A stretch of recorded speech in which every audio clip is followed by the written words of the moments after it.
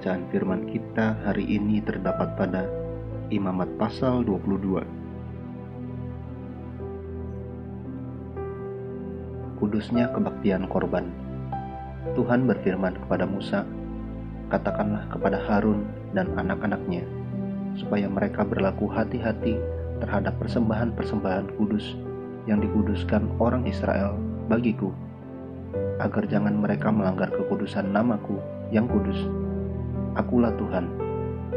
Katakanlah kepada mereka, setiap orang di antara kamu turun-temurun, yakni dari antara segala keturunanmu yang datang mendekat kepada persembahan-persembahan kudus yang dikuduskan orang Israel bagi Tuhan, sedang ia dalam keadaan najis, maka orang itu akan dilenyapkan dari hadapanku. Akulah Tuhan. Seseorang dari keturunan Harun yang sakit kusta atau yang mengeluarkan lelehan, janganlah memakan persembahan-persembahan kudus sebelum ia menjadi tahir. Dan orang yang kena kepada sesuatu yang najis karena orang mati, atau orang yang tertumpah maninya, atau orang yang kena kepada seekor binatang yang merayap yang menajiskan dia, atau kepada salah seorang manusia yang menajiskan dia, dengan kenajisan apapun ia menjadi najis. Orang yang kena kepada yang demikian itu menjadi najis sampai matahari terbenam, dan janganlah ia makan dari persembahan-persembahan kudus sebelum ia membasuh tubuhnya dengan air. Sesudah matahari terbenam, barulah ia menjadi tahir, dan sesudah itu bolehlah ia makan dari persembahan-persembahan kudus itu, karena itulah yang menjadi makanannya. Janganlah ia makan bangkai atau sisa mangsa binatang buas, supaya jangan ia menjadi najis karenanya. Akulah Tuhan.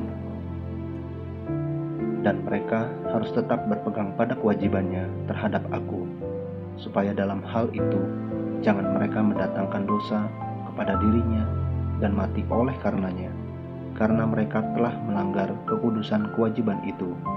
Akulah Tuhan yang menguduskan mereka.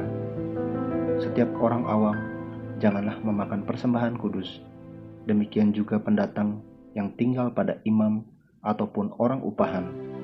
Tetapi apabila seseorang telah dibeli oleh imam dengan uangnya menjadi budak beliannya, maka orang itu boleh turut memakannya. Demikian juga mereka yang lahir di rumahnya. Apabila anak perempuan imam bersuamikan orang awam, janganlah ia makan persembahan khusus dari persembahan-persembahan kudus. Tetapi apabila perempuan itu menjadi janda atau diceraikan, dan ia tidak mempunyai anak, dan telah kembali ke rumah ayahnya seperti waktu ia masih gadis, maka ia boleh makan dari makanan ayahnya, tetapi setiap orang awam janganlah memakannya. Apabila seseorang dengan tidak sengaja memakan persembahan kudus, ia harus memberi gantinya kepada imam dengan menambah 1/5. Janganlah para imam melanggar kekudusan persembahan-persembahan kudus orang Israel yang telah dikhususkan bagi Tuhan. Karena dengan demikian mereka mendatangkan kepada orang Israel kesalahan yang harus ditebus apabila mereka memakan persembahan-persembahan kudus mereka, sebab akulah Tuhan yang menguduskan mereka. Tuhan berfirman kepada Musa, "Berbicaralah kepada Harun serta anak-anaknya dan kepada semua orang Israel, dan katakan kepada mereka, siapapun dari umat Israel dan dari orang asing di antara orang Israel yang mempersembahkan persembahannya, baik berupa sesuatu persembahan nazar maupun berupa sesuatu persembahan sukarela yang hendak dipersembahkan mereka kepada Tuhan sebagai korban bakaran, maka supaya Tuhan berkenan akan kamu, haruslah persembahan itu tidak bercela dari lembu jantan, domba atau kambing. Segala yang bercacat badannya janganlah kamu persembahkan, karena dengan itu Tuhan tidak berkenan akan kamu."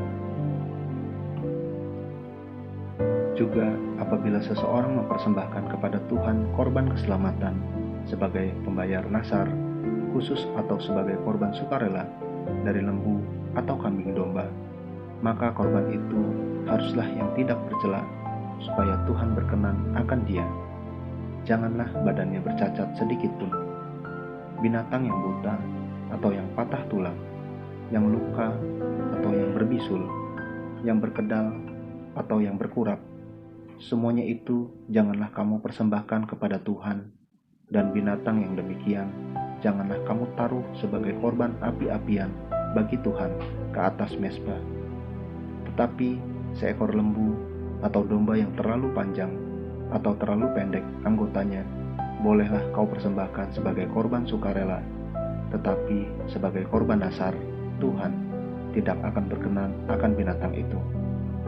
Tetapi binatang yang buah pelirnya terjepit, ditumbuk, direnggut, atau dikerat, janganlah kamu persembahkan kepada Tuhan. Janganlah kamu berbuat demikian di negerimu. Juga dari tangan orang asing, janganlah kamu persembahkan sesuatu dari semuanya itu sebagai santapan Allahmu, karena semuanya itu telah rusak dan bercacat badannya. Tuhan tidak akan berkenan akan kamu karena persembahan-persembahan itu. Tuhan berfirman kepada Musa, apabila seekor anak lembu atau anak domba atau anak kambing dilahirkan, maka haruslah itu tinggal 7 hari lamanya dengan induknya. Tetapi sejak hari ke-8 dan seterusnya, Tuhan berkenan akan binatang itu kalau dipersembahkan berupa korban api-apian baginya. Seekor lembu atau kambing atau domba janganlah kamu sembelih bersama dengan anaknya pada 1 hari juga. Dan apabila kamu menyembelih korban syukur bagi Tuhan, kamu harus menyembelihnya sedemikian hingga Tuhan berkenan akan kamu. Pada hari itu juga korban itu harus dimakan. Janganlah kamu tinggalkan apa-apa daripadanya sampai pagi. Akulah Tuhan. Dengan demikian, kamu harus berpegang pada perintahku dan melakukannya. Akulah Tuhan. Janganlah melanggar kekudusan namaku yang kudus, supaya aku dikuduskan di tengah-tengah orang Israel, sebab akulah Tuhan yang menguduskan kamu, yang membawa kamu keluar dari tanah Mesir, supaya aku menjadi Allahmu. Akulah Tuhan. Amin. Terus baca firman-Nya, renungkan dan lakukan dalam kehidupan kita. Tuhan Yesus memberkati.